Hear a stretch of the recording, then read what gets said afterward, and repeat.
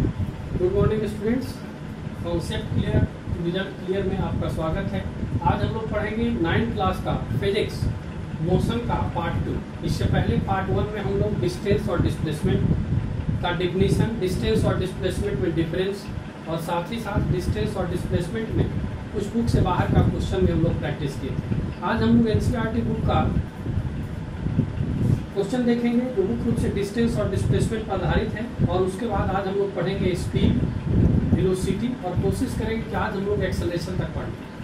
Right, तो चलिए शुरू करते हैं। कुछ पिछले क्लास से रिवीजन करते हुए डिस्टेंस और डिस्प्लेसमेंट पर एनसीईआरटी का कुछ न्यूमेरिकल प्रॉब्लम। चलिए शुरू करते हैं। पहला क्वेश्चन है, ये एनसीईआरटी का पेज नंबर 100 में 3 क्वेश्चन है, उसको समझते हैं। कह रहा है कि अब object has moved through a distance, एक ऑब्जेक्ट ने कुछ डिस्टेंस ट्रेवल किया है और पूछ रहा है कि can it have zero displacement, मतलब अगर एक ऑब्जेक्ट ने डिस्टेंस ट्रेवल किया है तो क्या उसका डिस्प्लेसमेंट जीरो हो सकता है। हम लोग देखे थे पिछले क्लास में कि अगर कोई बॉडी स्ट्रेट लाइन में ट्रेवल करता हो और अगर ये जा करके मान लेते हैं फ्रॉम ए टू बी अगर वो मूव किया है and then return B to A, अगर ये फिर मूव करके इसी रास्ते से यहाँ पहुंच जाता है तो इस केस में क्या होगा, डिस्प्लेसमेंट जीरो होगा। बिकॉज डिस्प्लेसमेंट क्या होते हैं, final position minus initial position. Here in this case initial and final position both are same, so difference between initial and final will be zero. Right, या दूसरा case हो सकता है कि अगर ऑब्जेक्ट सर्कुलर मोशन में मूव कर रहा हो तो जब बॉडी एक कंप्लीट राउंड पूरा कर लेगा, लेट अगर बॉडी स्टार्ट फ्रॉम ए और ये मूव करते हुए फिर ए पर पहुंच गया तो in this case displacement is equal to zero but distance is equal to 2πr। Right, तो क्या होगा इसका आंसर, तो लिखेंगे कि यस डिस्टेंस, यस पहला का आंसर क्या होगा जी, यस, यानी कि डिस्टेंस जीरो हो सकता है और डिस्टेंस जीरो नहीं होगा लेकिन डिस्प्लेसमेंट जीरो हो सकता है। तो पूछ रहा है कि if yes support your answer with an example. Example देना है तो लिख दीजिए कि when a body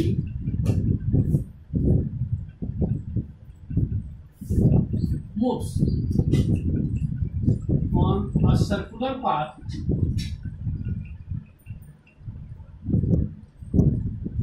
and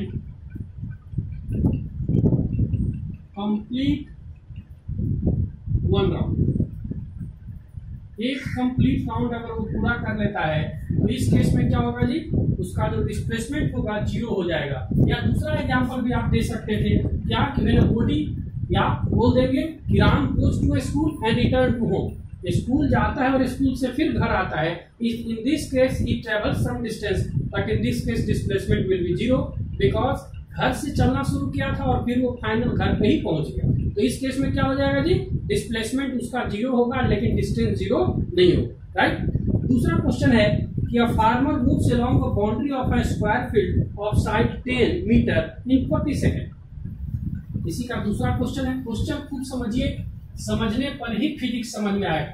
right, दूसरा है कि एक स्क्वायर फील्ड है और एक फार्मर इस फील्ड पर लेट ABCD जो है ये फील्ड है, स्क्वायर फील्ड है, और कहता है इसका साइड दिया हुआ है 10 मीटर। राइट, कहता है कि एक आदमी 40 सेकंड में एक राउंड पूरा कर लेता है 10 metre in 40 second. What will be the magnitude of displacement of the farmer at the end of 2 minute and 20 second. तो टोटल यहाँ पे डिस्टेंस कितना होगा जी, इसका पेरीमीटर निकाल लीजिए। ठीक है, या टोटल पहले आप टाइम निकाल दो, टाइम कितना है, टोटल टाइम है 2 मिनट्स 20 सेकेंड। तो 2 इंटू 60 कर दीजिए बिकॉज आपको टाइम को सेकेंड में रखना होगा। कितना सेकेंड, राइट, कितना हो जाएगा 62 सा 120 और प्लस 20 ये हो जाएगा 140 सेकेंड, मतलब 140 सेकेंड उसको टोटल लगा है। अब निकाल दो नंबर ऑफ राउंड्स, मतलब वो फार्मर कितना राउंड पूरा करेगा। 40 सेकेंड में एक राउंड पूरा करता है तो number of rounds travel by farmers in 140 seconds.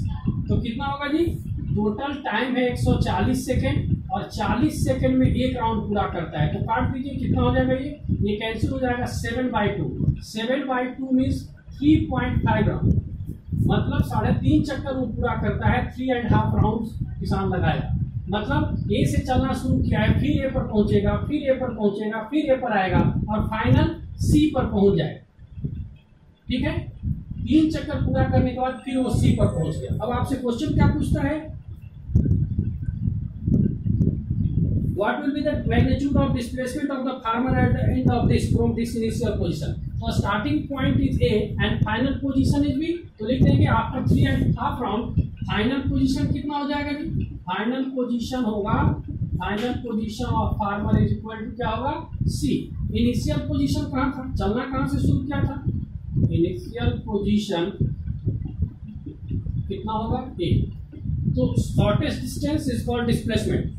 तो here man starts from this end finally reaches at this point. तो डिस्प्लेसमेंट क्या होगा? AC। और ये चूंकि ये स्क्वायर है तो ये 90 डिग्री का एंगल होगा। तो मतलब अगर इसका हम ये डायगोनल निकाल दें स्क्वायर का, अगर यहाँ ये राइट एंगल ट्रायंगल का अगर हम हाइपोटेनस निकाल दें तो AC निकल जाएगा। तो लिख दीजिए in triangle ABC AC square is equal to क्या होगा? AC square is equal to होगा AB का स्क्वायर और प्लस BC का square. Right, AB is 10 because side of square are equal.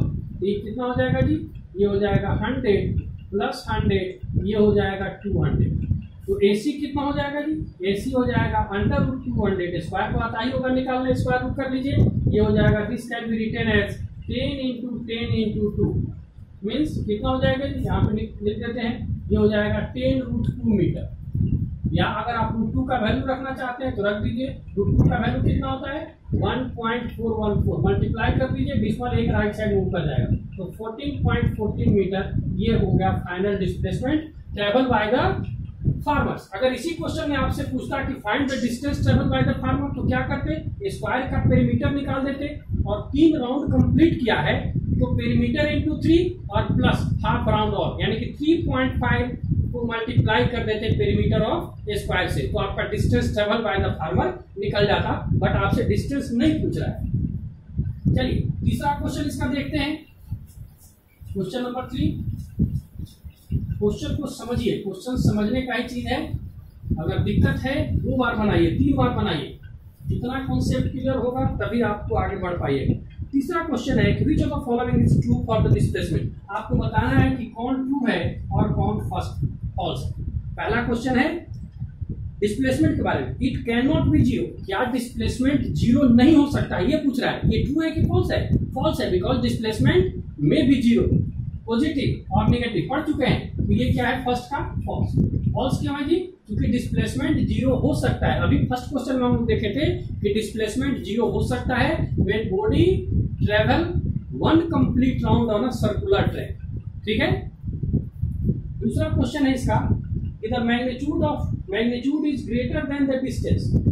Displacement का मैग्नीट्यूड जो है डिस्टेंस से बड़ा होगा। ये भी क्या है? फॉल्स है। क्योंकि डिस्प्लेसमेंट क्या होता है? शॉर्टेस्ट डिस्टेंस बिटवीन 2 पॉइंट्स होते हैं। तो शॉर्टेस्ट डिस्टेंस ऑलवेज जो है या तो इक्वल होगा या लेस होगा एज कंपेयर टू डिस्टेंस। वो डिस्टेंस डिस्प्लेसमेंट पे आपको बताया जा चुका है। राइट, तो नोट कर लीजिए। अब हम लोग देखते हैं स्पीड क्या होता है। चलिए नोट करेंगे स्पीड का डेफिनेशन पहले समझेंगे। स्पीड होता क्या है? स्पीड तो सब लोग समझता है लगभग दैनिक बोलचाल की भाषा में कि अगर कोई आदमी 40 के स्पीड से चल रहा है, 50 के स्पीड से चल रहा है। आप अगर स्कूल जाते हैं, मान लेते हैं 10 मिनट में स्कूल पहुंच गए, कोई बच्चा 25 मिनट में पहुंचा तो क्या बोलेगा कि जो 10 मिनट में पहुंचा वो बहुत तेज स्पीड से चल रहा था, स्पीड उसका ज्यादा था। तो स्पीड होता क्या है वो हम लोग साइंटिफिक समझेंगे। स्पीड का डेफिनेशन क्या दिया जाए। तो स्पीड क्या होता है ये लीजिए, distance travel by body, distance travel by body in unit time, in unit time. Right, यानी कि स्पीड बराबर क्या होगा? अगर हम फार्मूला लिखना चाहें तो स्पीड बराबर क्या होगा जी? ये हो जाएगा distance travel by body in unit time, मतलब distance divided by time. Right, और इसका ऐसा यूनिट क्या होगा? ये हुआ डेफिनेशन। और दूसरा ऐसा यूनिट क्या होगा? इसका ऐसा यूनिट होगा अब समझ जाइए डिस्टेंस का ऐसा यूनिट क्या होता है, मीटर, टाइम सेकेंड, तो क्या हो जाएगा, इसका हो जाएगा मीटर पर सेकेंड, ये हो जाएगा स्पीड का ऐसा यूनिट। समझ गए। अब इस पे आप न्यूमेरिकल भी पूछ सकता है। न्यूमेरिकल क्या पूछ सकता है कि एक दिया हुआ है कि एक गाड़ी में जो है bus travel 400 kilometre in 5 hour, then find the speed. तो स्पीड कैसे निकालिएगा, डिस्टेंस डिवाइडेड बाय टाइम। ध्यान ये देना है कि अगर डिस्टेंस आपको किलोमीटर पर आवर में है तो टाइम को आवर में रखना होगा, अगर ये मीटर पर सेकेंड में है तो टाइम को सेकेंड में रखना होगा, राइट। चलिए अब देखते हैं हम लोग वेलोसिटी। वेलोसिटी क्या होता है, तो सेम लगभग इसी तरह से वेलोसिटी में हम लोग समझ लेंगे। तीसरा डिफरेंस इसमें चूंकि हम अलग से आपको डिस्टेंस, ये वेलोसिटी और स्पीड में डिफरेंस नहीं लिखवाएंगे, आपको यहीं पे बता देते हैं। पहला हो गया इसका डेफिनेशन, दूसरा हो गया इसका फार्मूला, और तीसरा जो है डिफरेंस कि स्पीड क्या है। Speed is a scalar quantity, speed is a scalar quantity. Scalar बता चुके थे पिछला पार्ट में, स्केलर क्वांटिटी जिसको एक्सप्रेस करने के लिए सिर्फ मैग्नीट्यूड की आवश्यकता होती है। तो स्पीड क्या है, स्केलर क्वांटिटी है, मतलब इसमें डायरेक्शन नहीं पता चलता है। जैसे हम बताएं कि एक आदमी 40 की स्पीड से चल रहा है तो आप नहीं बता सकते हैं कि वो आदमी दिल्ली कब पहुंचेगा, क्योंकि आपने इसमें डायरेक्शन नहीं बता रहा है, वो किधर भी जा सकता है। तो स्पीड में क्या है, डायरेक्शन मेंशन नहीं होता है। अब लिख लीजिए वेलोसिटी क्या होता है। वेलोसिटी सेम इसी तरह से, डिस्टेंस सेम वही डेफिनेशन लिख देंगे, इसको इरेज करते हैं। चल अब हम लोग लिखेंगे वेलोसिटी, तो वेलोसिटी का ही डेफिनेशन यहीं से डाल देते हैं। वेलोसिटी सेम ही लिखिएगा, distance travel by a body in unit time, बस इसमें जोड़ देना है in a particular direction, in a particular direction, मतलब इसमें डायरेक्शन फिक्स रहता है, राइट। पहला पॉइंट हो गया इसका डेफिनेशन। दूसरा ऐसा इसका फार्मूला लिख लीजिए। फार्मूला क्या होगा, velocity is equal to, velocity is equal to होता है डिस्प्लेसमेंट बटे टाइम। डिस्प्लेसमेंट, स्पीड में क्या होता था जी, डिस्टेंस बटे टाइम, ये होता है डिस्प्लेसमेंट बटे टाइम। ध्यान से समझिए इसको, राइट। ऐसा यूनिट क्या होगा, तो ऐसा यूनिट आप उसी तरह से इसको लिख सकते हैं हियर।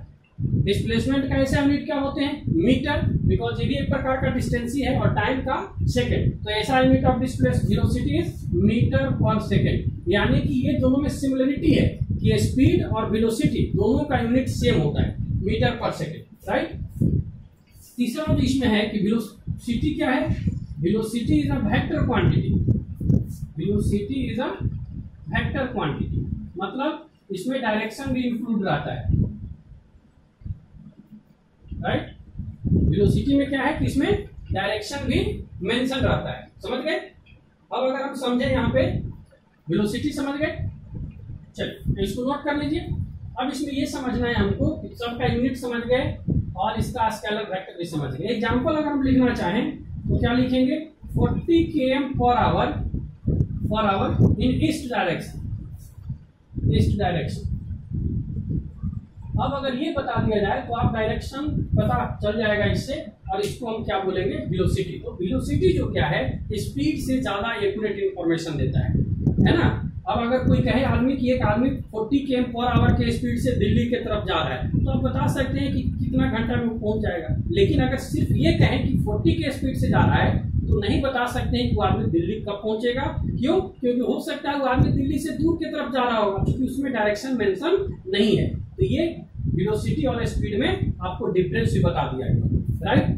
चलिए अब हम लोग समझते हैं कि स्पीड का टाइप ऑफ स्पीड, स्पीड कितने प्रकार के होते हैं। चलिए स्पीड का टाइप समझते हैं। स्पीड पहला समझ जाइए, यह यूनिफॉर्म, यूनिफॉर्म। दूसरा होता है non uniform, non uniform. And third is average speed. थोड़ा समझा देते हैं पहले, लिखना बहुत जरूरी नहीं है इसमें। एवरेज स्पीड, समझ जाएगा वो सब लिख देगा, साइंस समझने का ही चीज है।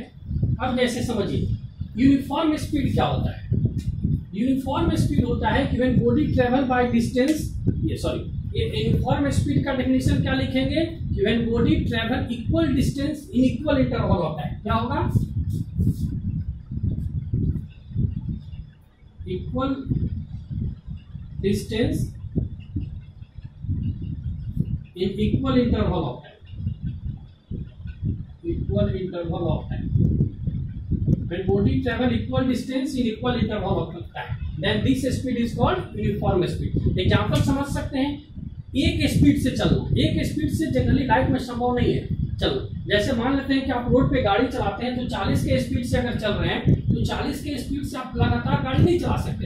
क्यों? क्योंकि हो सकता है आपको कहीं पे बीच में पुल आ जाए, कहीं बीच में दूसरा गाड़ी आ जाए, कहीं आदमी आ जाए, तो इस तरह से आप उसका यूनिफॉर्म गाड़ी नहीं चलाया जा सकता है, राइट। तो equal distance in equal interval of time, अगर कोई बॉडी ट्रेवल करता है डिस्टेंस तो उसको क्या बोलेंगे? यूनिफॉर्म। नॉन यूनिफॉर्म का डेफिनेशन क्या बताएंगे? फिर वैसे ही लिख देंगे, not equal distance travel by body in equal interval of time, यानी कि body travel unequal distance in equal interval of time. यहाँ क्या लिखेंगे? Unequal distance in equal interval of time, in equal interval of time. समझ रहे हैं? चलिए तो समझते हैं यूनिफॉर्म स्पीड क्या होगा। लिखेंगे equal when body travel equal distance in equal interval of time, then this speed is called uniform speed. Non uniform क्या होगा? When body travel unequal distances in equal interval of time. ठीक है, जैसे मान लेते हैं कि अगर आप 1 घंटे में 40 किलोमीटर या 1 घंटे में अगर 60 किलोमीटर चलते हैं तो हर मिनट में आपको 1 किलोमीटर चलना है। ऐसा नहीं है कि बीच में 5 मिनट रुक गए और फिर थोड़ा तेज चल गए, तो वो यूनिफॉर्म नहीं कहलाएगा। यूनिफॉर्म का मतलब स्पीड कभी कम नहीं होना चाहिए और कभी ज्यादा नहीं होना चाहिए, मतलब एक स्पीड से चलना चाहिए। ऐसा लाइफ में स्पीड जनरली पॉसिबल नहीं होता है। रोड पे आप ऐसे गाड़ी नहीं चला सकते हैं, क्योंकि सामने में कोई दूसरा गाड़ी आएगा तो आपको ब्रेक लेना पड़ेगा। अगर कहीं फ्री रोड है तो गाड़ी का स्पीड तेज करना होगा, मतलब यूनिफॉर्म मोशन रोड पे पॉसिबल नहीं होता है। तो एग्जांपल में क्या लिखेंगे? Motion of earth. अर्थ का जो मोशन है, अर्थ एकदम एक स्पीड से मोशन में, उसका ना स्पीड कम हो रहा है ना ज्यादा हो रहा है। नॉन यूनिफॉर्म में क्या होगा? इसका एग्जांपल लिख सकते हैं, इसका क्या लिख सकते हैं? स्पीड ऑफ कार, स्पीड लिखिए, motion of car on road. ठीक है, रोड पे जो गाड़ी का मोशन है वो जनरली क्या होता है? नॉन यूनिफॉर्म ही होता है। ठीक है, और हम इसके बाद समझते हैं कि एवरेज। अगर कोई बॉडी यूनिफॉर्म नहीं चल रहा है, कभी बढ़ घट रहा है, कभी स्पीड तेज हो गया, कभी बीच में रुक गया, कभी फिर स्पीड तेज हुआ, है ना, तो जनरली जो लाइफ में गाड़ी चलते हैं रोड पे वो नॉन यूनिफॉर्म ही चलते हैं। पैसेंजर को ड्रॉप करना है तो गाड़ी रोक देगा, फिर जब फ्री रोड मिला तो गाड़ी तेज चलाएगा। तो इस तरह से जब नॉन यूनिफॉर्म मोशन हो तो उसका हम लोगों को कैलकुलेट करने के लिए क्या करते हैं? एवरेज स्पीड निकाला जाता है। ठीक है, एवरेज मतलब, तो एवरेज स्पीड क्या होता है वो लिख लेते हैं, नोट करिए इसको। एवरेज स्पीड, अगर बॉडी नॉन यूनिफॉर्म मोशन में हो तो हम लोग कैलकुलेट करते समय उसका एवरेज स्पीड निकालते हैं। भाई एवरेज क्या है? लगभग किस स्पीड से चला है। ठीक है, दिल्ली जाने में वो अगर 1000 किलोमीटर दिल्ली है और 10 घंटे का समय लगाया, लेकिन कभी 100 के स्पीड से चला, कभी 50 के स्पीड से चला, 1 घंटा बीच में रुका भी, तो सब मिला जुला करके 10 घंटे में उसका एवरेज स्पीड क्या है। ठीक है, तो एवरेज स्पीड क्या होता है जी? एवरेज स्पीड होता है, यहाँ नोट करिए, average speed is equal to total distance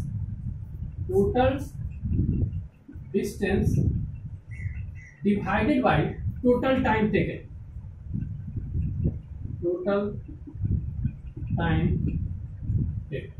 total distance travel divided by total time taken, यानी कि गाड़ी ने कितना स्पीड, कितना डिस्टेंस टोटल ट्रेवल किया, टोटल कितना समय वहां तक से लेकर के जाने तक वहां लगा, मतलब स्टार्टिंग पॉइंट से डेस्टिनेशन तक जाने में उसको कितना टाइम लगा, उससे अगर आप डिवाइड कर देते हैं total distance divide by total time, तो गाड़ी का एवरेज स्पीड निकल जाएगा। चलिए नोट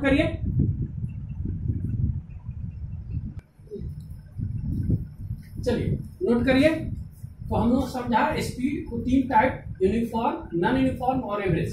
अब हम लोग समझते हैं एक न्यूमेरिकल एनसीईआरटी बुक का ही। चल साथ ही साथ पहले आप एक समझ लीजिए एवरेज, फिर वैसे ही वेलोसिटी में भी हम लोग समझेंगे। आज हम लोग स्पीड ही पढ़ते हैं। अब हम लोग समझते हैं एक इसका न्यूमेरिकल। क्या क्वेश्चन है? क्वेश्चन है कि an object travel 16 metre in 4 second and another 60 metre in 2 seconds, right. मतलब क्वेश्चन कह रहा है कि पहला 16 मीटर का वो डिस्टेंस ट्रेवल करता है 2 मिनट, ठीक है, और नेक्स्ट 16 मीटर का वो फिर डिस्टेंस ट्रेवल करता है, ये पहला 4 सेकेंड में है और ये नेक्स्ट जो है 2 मिनट, ठीक है। तो निकालना क्या है? Average speed. एवरेज स्पीड कैसे निकलेगा जी? Total distance divided by total time taken. तो हियर टोटल डिस्टेंस इज कितना? टोटल डिस्टेंस हो जाएगा, पहले फार्मूला लिख लेंगे, total distance travelled by the body, total distance divided by total time taken, total time. Total distance कितना हो जाएगा जी? 16 मीटर प्लस 16 मीटर और डिवाइडेड बाय टोटल टाइम कितना लगा? 4 + 2, तो कितना हो गया जी? ये हो जाएगा 32 डिवाइडेड बाय 6। काट दीजिए, ये कटेगा 4 से, 2 से कटेगा, कितना हो जाएगा? 16/3। तो 16/3 मतलब कितना? 5/1/3, ठीक है। ये हो जाएगा मीटर पर सेकेंड, या इसको क्या लिख सकते हैं? 5.33 मीटर पर सेकेंड, अगर आप इस वन में लिखना चाहते हैं तब, राइट। चलिए अब हम लोग समझते हैं वेलोसिटी। समझ लिए? चलिए आगे समझते हैं यूनिफॉर्म मोशन। तो यूनिफॉर्म मोशन का जो यूनिफॉर्म स्पीड का जो डेफिनेशन था, आप वो यूनिफॉर्म मोशन में लिख सकते हैं। यूनिफॉर्म मोशन का मतलब क्या होता है कि body travel equal distance in equal interval of time, है ना। That type of motion is called uniform, otherwise non uniform. अगर equal distance equal interval of time में ट्रेवल नहीं करता है, चाहे वो इंटरवल कितना भी बड़ा हो, या अगर हम 1 सेकेंड का भी निकालें तो इक्वल ही स्पीड से उसको ट्रेवल करना चाहिए। तो नोट कर लीजिए इसको। अब हम लोग समझेंगे एक्सेलरेशन। एक्सेलरेशन क्या होता है? क्योंकि यूनिफॉर्म वेलोसिटी को डिफाइन करने में आपको एक्सेलरेशन भी जानकारी होना चाहिए, इसलिए हम लोग सबसे पहले क्या करते हैं? एक्सेलरेशन को समझ लेते हैं। तो एक्सेलरेशन क्या होता है जी? देखिए, एक्सेलरेशन ये होता है rate of change of velocity, rate of change of velocity, ठीक है। रेट का मतलब टाइम से डिवाइड करना है। Rate of change of velocity, मान लेते हैं कि कोई गाड़ी है जो पहले u के स्पीड से चल रहा था। इनिशियल स्पीड कितना था जी? इनिशियल स्पीड गाड़ी का अगर मान लेते हैं कि u मीटर पर सेकेंड है, u मीटर पर सेकेंड, टाइम t सेकेंड के बाद, t सेकेंड, इसके बाद गाड़ी का स्पीड कितना हो गया? v मीटर पर सेकेंड, v मीटर पर सेकेंड। मान लेते हैं गाड़ी 10 के स्पीड से चल रहा था और 10-15 मिनट के बाद गाड़ी का स्पीड 80-90 हो गया। तो इस केस में एक्सेलरेशन कैसे निकलेगा? तो एक्सेलरेशन को a से रिप्रेजेंट करते हैं, a बराबर फाइनल वेलोसिटी माइनस इनिशियल, ये हो जाएगा v minus you divided by T, ठीक है, v minus you divided by T. और इसका यूनिट क्या हो जाएगा? ये हो जाएगा वेलोसिटी बटे टाइम। तो वेलोसिटी का ऐसा ही मात्रक क्या होता है कि ऐसा यूनिट वेलोसिटी का होता है मीटर बटे सेकेंड, और नीचे में टाइम है तो इसका भी सेकेंड, ठीक है। तो ऐसा यूनिट क्या हो जाएगा? ये हो जाएगा मीटर पर सेकेंड स्क्वायर। तो एक्सेलरेशन का ऐसा यूनिट क्या होता है? मीटर पर सेकेंड स्क्वायर। और ये एक्सेलरेशन क्या हो गया? Rate of change of velocity, मतलब वेलोसिटी कितना स्पीड से बढ़ रहा है। आप देखे होंगे बहुत सारे जो रेस वाले गाड़ी होते हैं, बाइक होते हैं, उसका एक्सेलरेशन बहुत ज्यादा होता है। मतलब स्टार्ट होने के 2 से 3 सेकेंड, 10 सेकेंड के अंदर ही वो गाड़ी 80-90 का स्पीड पकड़ लेता है। मतलब उस गाड़ी का एक्सेलरेशन बहुत ज्यादा है। मतलब कितना कम समय में ज्यादा से ज्यादा स्पीड पकड़ ले, तो वो गाड़ी के एक्सेलरेशन पे, स्ट्रेंथ पे डिपेंड करता है। तो एक्सेलरेशन होता है मीटर पर सेकेंड स्क्वायर, इसका यूनिट हो गया। और डेफिनेशन क्या होगा? Rate of change of velocity means final velocity minus initial velocity divided by time is called acceleration, right. Note करिए। और इसी के साथ ये वीडियो को समाप्त करते हैं। आप लोग इसको पढ़िए। अगले क्लास में हम लोग पढ़ेंगे निगेटिव एक्सेलरेशन को क्या बोलते हैं, उसको हम लोग रिटार्डेशन बोलते हैं। फिर टाइप्स ऑफ वेलोसिटी समझेंगे और फिर इस पर हम लोग कुछ वर्ड प्रॉब्लम इसका न्यूमेरिकल बनाएंगे और उसके बाद then proceed to the next part, मतलब ग्राफ पे चले जाएंगे। फिर हम लोग समझेंगे ग्राफ, और ग्राफ के बाद शुरू कुछ यहाँ पे एक चीज और आपको क्लियर कर दें कि किताब में कहीं कहीं पे लिखा है यूनिफॉर्म स्पीड के जगह पे यूनिफॉर्म वेलोसिटी भी लिख दिया है। इसका कारण यह है कि जब बॉडी स्ट्रेट लाइन ट्रेवल करता है, when body travel in a straight line, then in this case velocity and speed both are same. इसीलिए कभी कभी इस बुक में स्पीड के जगह पे वेलोसिटी लिख दिया है, यानी कि बॉडी जब स्ट्रेट लाइन में ट्रेवल कर रहा हो तो स्पीड और velocity both are same things, right. चलिए इसी के साथ ये वीडियो को समाप्त करते हैं। आप वीडियो को ध्यान से देखिए, समझिए, और अगर इसमें कहीं कोई दिक्कत हो तो आप कमेंट करिए, ठीक है, और मन लगा करके पढ़ाई करिए। बाकी आगे के वीडियो में आपको बताया जाएगा। इस चैनल पे आपको फिजिक्स और मैथ पूरी तरह से कंप्लीट कराया जाएगा एनसीईआरटी बुक्स में, ठीक है, जो एक एग्जाम में आ सकते हैं, इस लेवल का इसमें तैयारी कराया जाएगा। अगर इस चैनल को देखने से या इस वीडियो को पढ़ने से अगर आपको कुछ भी फायदा हो तो आप कमेंट करिए, आप बताइए, दूसरे बच्चों को भी वीडियो दिखाइए। और इस वीडियो को देखने के लिए आपका बहुत बहुत धन्यवाद। ये वीडियो ज़्यादा से ज़्यादा लोगों को शेयर करिए और मन लगा करके पढ़िए और कमेंट करना बिल्कुल ना भूलें। Thank you, have a nice day.